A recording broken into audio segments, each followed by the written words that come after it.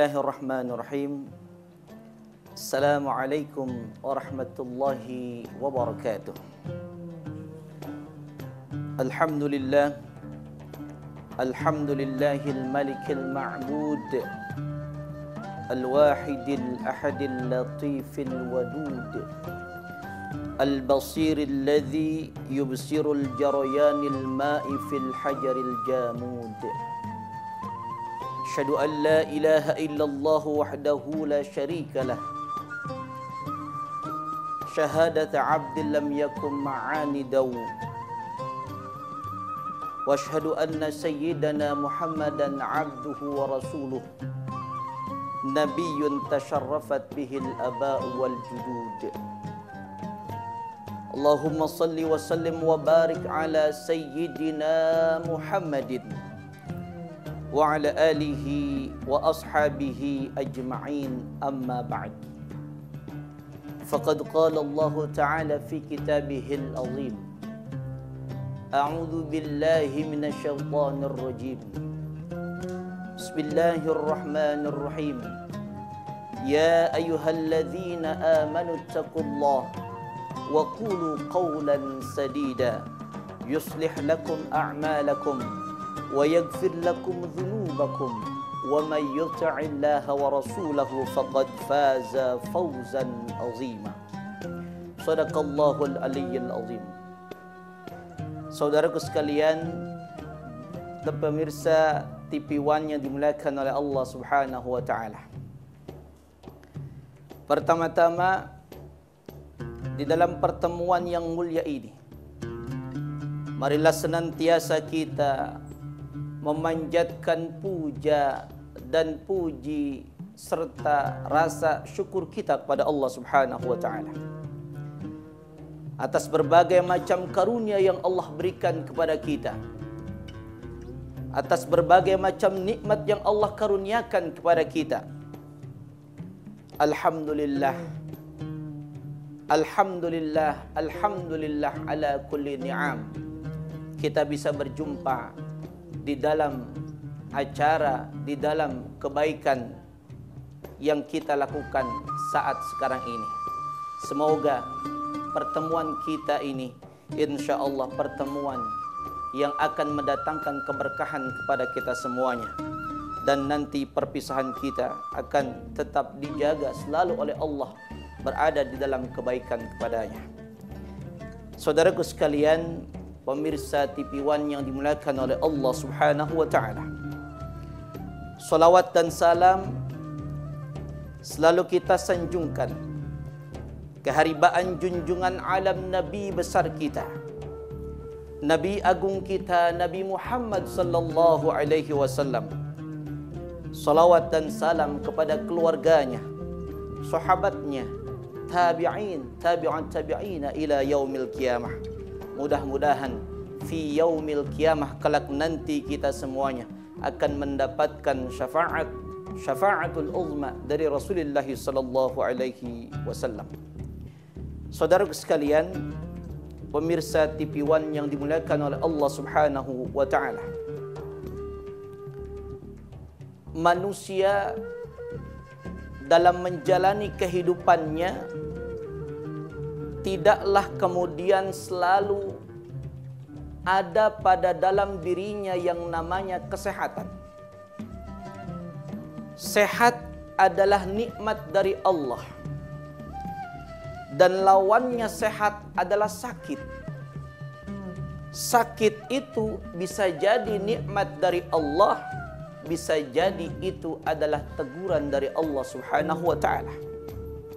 Saudaraku sekalian, ketika kita bicara tentang kesehatan, lawannya adalah persakitan, maka sebagai seorang yang beriman, seorang mukmin yang memiliki keyakinan yang kuat kepada Allah Subhanahu wa taala, maka rasa sakit yang dideritanya kemudian menjadikan dirinya akan lebih bisa merasakan adanya keberadaan Allah Subhanahu wa taala.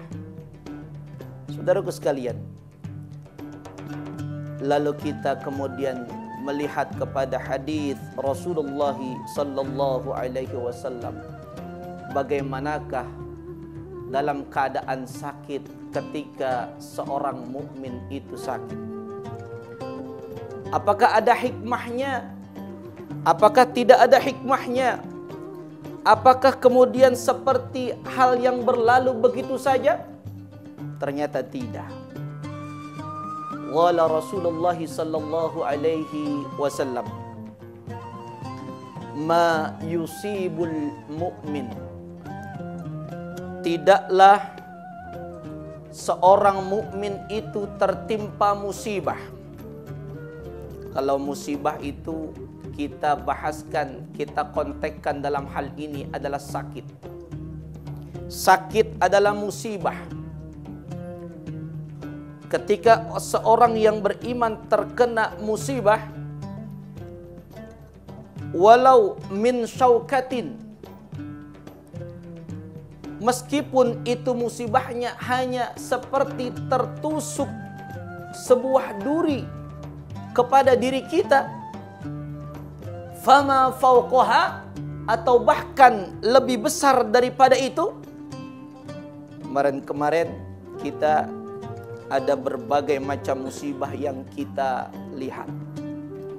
Baik saudara kita yang terkena musibah itu, atau bahkan diri kita yang terkena musibah itu.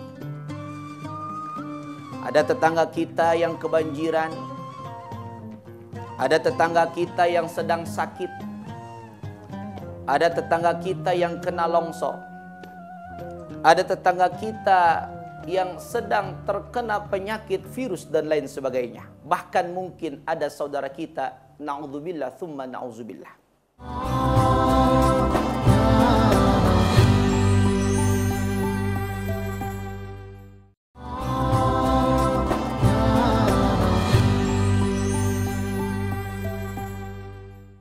saudaraku sekalian, ketika seorang beriman itu terkena musibah berupa penyakit yang ada di dalam dirinya, maka kata Rasulullah sallallahu alaihi wasallam jelas, yang pertama, illa rafa'ahu Allahu biha darajah.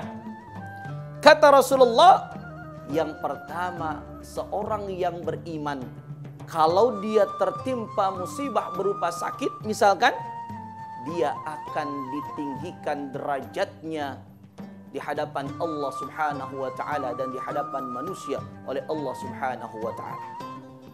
Saudaraku sekalian, tidaklah sama sekali orang beriman itu merasa rugi tentang apa yang terjadi pada dirinya. Bahkan kalau kita ngelihat dari sejarah, dari historis, bagaimana Nabi Allah Ibrahim alaihi salam, Nabi Allah Ibrahim alaihi salam itu melihat keadaan umatnya ketika itu. Umatnya alladzina ya'budunal asnam, mereka menyembah patung-patung, mereka menyembah berhala-berhala, mereka mengalami sakit, dan mereka sakitnya itu meminta kesembuhannya bukan kepada Allah. Mereka meminta pengobatannya bukan kepada Allah, tetapi mereka memintanya kepada patung yang dijadikan sesembahannya, patung yang dijadikan berhala-berhala baginya. Na'udzubillah summa na'udzubillah, saudaraku sekalian. Maka hal itu diabadikan di dalam Al-Quran, yang ketika itu Nabi Ibrahim alaihi salam berkata, a'udzu billahi samii'il 'aliim minasyaitonir rajim, bismillahirrahmanirrahim, wa idza maridtu fahuwa yashfin, wallahu ta'ala a'lam biswab, wallahu ta'ala a'lam bimuradih. Hanya Allah yang mengetahui maksud sesungguhnya daripada firman-Nya tersebut. Ulama tafsir menjelaskan ayat ini adalah perkataan Nabi Allah Ibrahim alaihi salam yang melihat fenomena keadaan umatnya ketika itu. Mereka menyembah bukan kepada Allah. Mereka meminta bukan kepada Allah. Mereka memohon pertolongan dari sakitnya bukan kepada Allah, tetapi tetap mereka meminta kepada berhalanya. Na'udzubillah, thumma na'udzubillah. Saudara sekalian, di ayat itu diartikan maknanya adalah ketika aku sakit, kata Nabi Allah Ibrahim, maka dialah yang menyembuhkan sakit aku. Ketika aku sakit, kata Nabi Ibrahim, dialah Allah yang menyembuhkan sakit aku. Ketika aku sedang menderita, kata Nabi Ibrahim, dialah Allah yang mengobati penderitaanku. Masya Allah. Kalau kita lihat hari ini, keadaan umat, ada yang sakit bukan datang ke Allah. Ada yang sakit datangnya tetapi ke paranormal. Ada yang sakit datangnya ke dukun.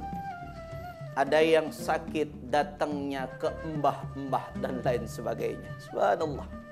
Ini fenomena keadaan umat kita dalam kehidupan akhir zaman, dan dalam kehidupan akhir zaman ini adalah yang diujinya adalah akidah, keyakinan kita yang kemudian terus seakan-akan tidak pernah berhenti ujian tersebut.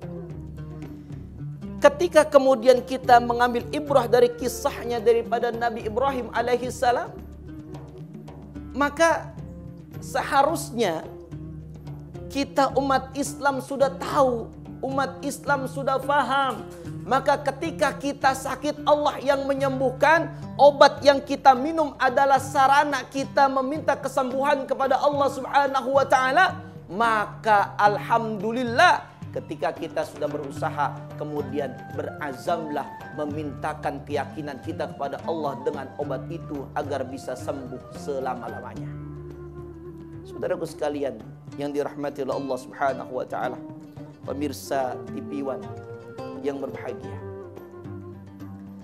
Jadi musibah buat orang-orang yang beriman itu akan meninggikan derajatnya di hadapan Allah. Kalau musibah, kalau yang sakit itu, dia akan semakin dekat kepada Allah Subhanahu wa ta'ala. Di dalam satu kitab namanya Al-Tibbun Nabawiyyu dijelaskan bahwa ketika kita sakit panas, Rasulullah Shallallahu Alaihi Wasallam menganjurkan kita agar kemudian kita mengompres. Sakit panas kita dikompres. Kompresnya dengan apa? Dengan air. Maka cara sekarang kita lakukan ketika kita panas itu dikompres diri kita, itu sudah mengikuti daripada anjuran hadis Rasulullah Sallallahu Alaihi Wasallam. Cuma masalahnya kita belum tahu itu dari mana dasarnya. Kita lihat pengobatan Rasulullah Sallallahu Alaihi Wasallam. Rasul berusaha, tetapi keyakinannya tetap yang menyembuhkan hanyalah Allah Subhanahu Wa Taala. Dan ketika kita kemudian ditimpa musibah berupa sakit, maka jangan jadikan sakit yang kita miliki, sakit yang ada pada diri kita akan semakin menjauhkan diri kita pada Allah Subhanahu wa taala, atau bahkan akan kemudian menyebabkan diri kita akan dimurkai oleh Allah Subhanahu wa taala.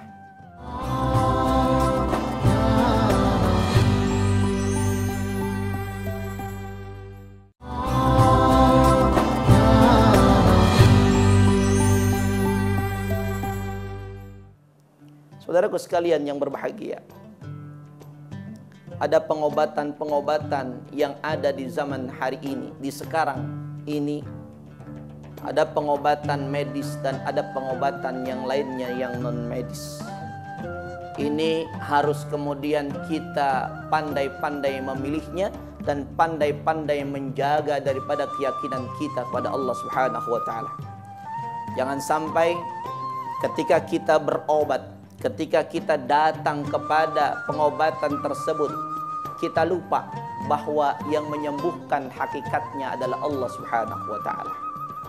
Tetapi ada indikasi yang tidak baik bagi lingkungan kita. Kenapa?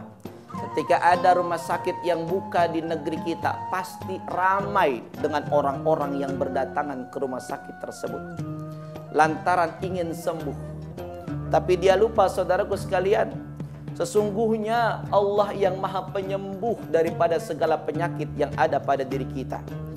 Baik itu penyakit yang zahir ataukah itu penyakit yang batin.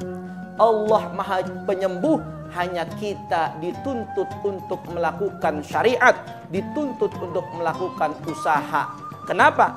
Karena hak kita, kewajiban kita hanya berusaha. Sedangkan kemudian untuk menentukan sembuh atau tidaknya, itu adalah Allah Subhanahu wa ta'ala. Saudaraku sekalian, pemirsa TV1 yang dimuliakan oleh Allah Subhanahu wa ta'ala.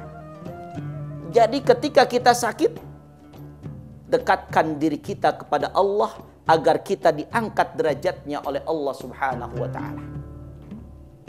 Ketika kita sakit, perbanyak istighfar. Ketika kita sakit, perbanyak zikrullah.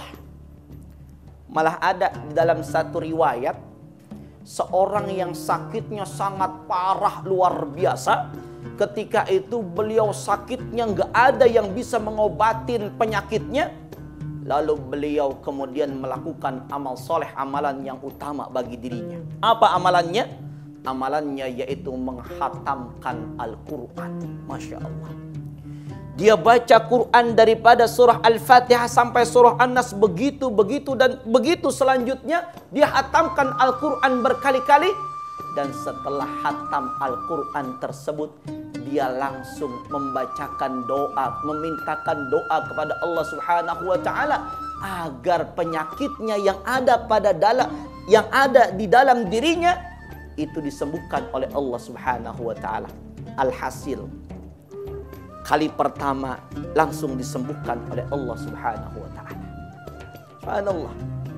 Maka sebenarnya obatnya kita adalah mintanya kepada Allah Subhanahu wa ta'ala.